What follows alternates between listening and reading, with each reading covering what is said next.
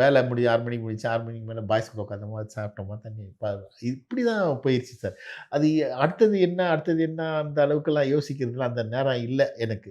அப்புறம் இந்த ஜாலி போயிருமே, இந்த ஃப்ரெண்ட்ஷிப் போயிருமே, இது போயாச்சுன்னா நம்ம தனியா ஓரம் கட்டிருவாங்க. இவங்கலாம் வேலை முடிச்சு ஜாலியா போயிருவாங்களே, நம்ம அப்புறமா இருக்கணுமே, இப்படி சில விஷயங்கள்.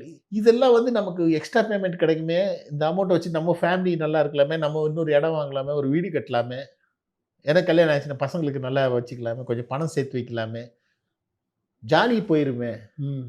இதெல்லாம் ஒரு பொழப்பா சார் நான் நெனச்சது. அப்போலாம். அதெல்லாம் நெனச்சு செலவு பண்ண காசுலாம் என்ட்ட இப்ப கூட என் கூட ஆடுனவங்க எல்லாருமே அதான் சொல்லுவாங்க. "நீ பண்ண செலவுக்கு இந்நேரம் நீங்க வடபழனியில இடம் வாங்கி போட்டிருந்தா 5, 6 இடம் வாங்கி போட்டுருக்கலாம் பாபு நீ. கரெக்ட். அவ்ளோ சோலோ 100 சாங் மேல நீ சோலோ ஆடியிருக்கிற. கரெக்ட். அதே படத்துல நீ அசிஸ்டன்ட்டா ஒர்க் பண்ற. அதே படத்துல நீ குரூப்பும் ஆடியிருக்கிற. அவ்ளோ பிஸியான டைம்ல நீ மாஸ்டரா பண்றத விட நீ அதுல அவ்ளோ சம்பாரிச்ச. தெரியல. அது எங்க அம்மாவுக்கும் தெரியல. "அம்மா நல்லா சாப்பிடு, நல்லா சாப்பிடு."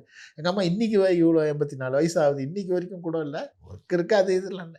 நல்லா நான்வெஜ் சாப்பிடு, சாப்பிடு உடம்பு பார்த்துக்கோ. ம்.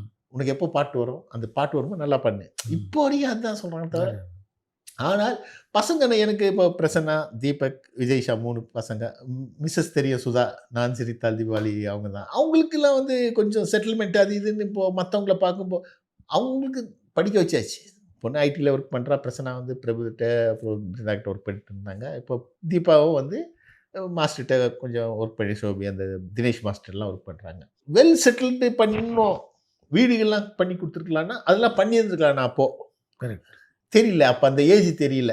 இப்போ நம்ம கொஞ்சம் ஒர்க் கொஞ்சம் கம்மியானோனே உட்கார்றோம் பார்த்தீங்களா சார்? இந்த ஒரு ஏன்னா சார் அங்க அப்போ எனக்கு பரபரப்பா இருந்துச்சு சார். ம். Editing work. கரெக்ட். அப்போ மூவிலாம் இருந்துச்சு. ஷூட்டிங் முடிஞ்ச உடனே அங்க லேபுக்கு வந்துரும். அப்புறம் எடிட்டிங் போணும். எடிட்டிங் முடிஞ்ச உடனே பேமெண்ட்டுக்காக கொஞ்சம் போணும்.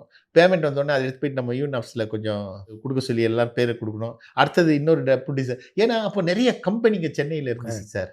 எல்லா கம்பெனி மதுரை, தமிழ், ஓடிக்கிட்டே தெலுங்கு. இருக்கிற மாரி இருந்தது ஆ டைம். அப்புறம் 11 மணிக்கு அந்த மேனேஜர்ல மாஸ்டர் அங்க அந்த அந்த டைரக்டர் புது டைரக்டர் எதுக்கும் நீங்க வேணா பாருங்கன்னு சொல்லுவாங்க. சில பேர் அந்த டைரக்டர் அந்த மேனேஜர்ட்ட சொல்லி இருப்பாங்க. ஏன்னா அப்ப செல்ஃபோன் கிடையாது. எல்லாமே மேனேஜருக்கு இந்த மேனேஜர் 11 மணிக்கு அங்க இருப்பாங்க. இல்லன்னா அந்த டைரக்டர். அப்புறம் அந்த அசிஸ்டன்ட் டைரக்டர் வந்து அந்த படம் சாங் பண்ணும்போது சொல்லியிருப்பாரு. நான் அந்த படம் பண்றேன் மாஸ்டர். நீங்க நாளைக்கு வாங்களேன் எதுக்கும் அப்படின்னு சொல்லுவாங்க. இப்ப இந்த மாரியே கொஞ்சம் நல்லா கேலப்பா போயிட்டு இருந்தனால, அந்த மத்த விஷயங்கள்லாம் யோசிக்க முடியல. அது எப்போ யோசிக்க வருதுன்னா, நமக்கு அந்த வொர்க் ஆட்டோமேட்டிக்கா ஒரு ஸ்டேஜ்ல கம்மியாகும்போ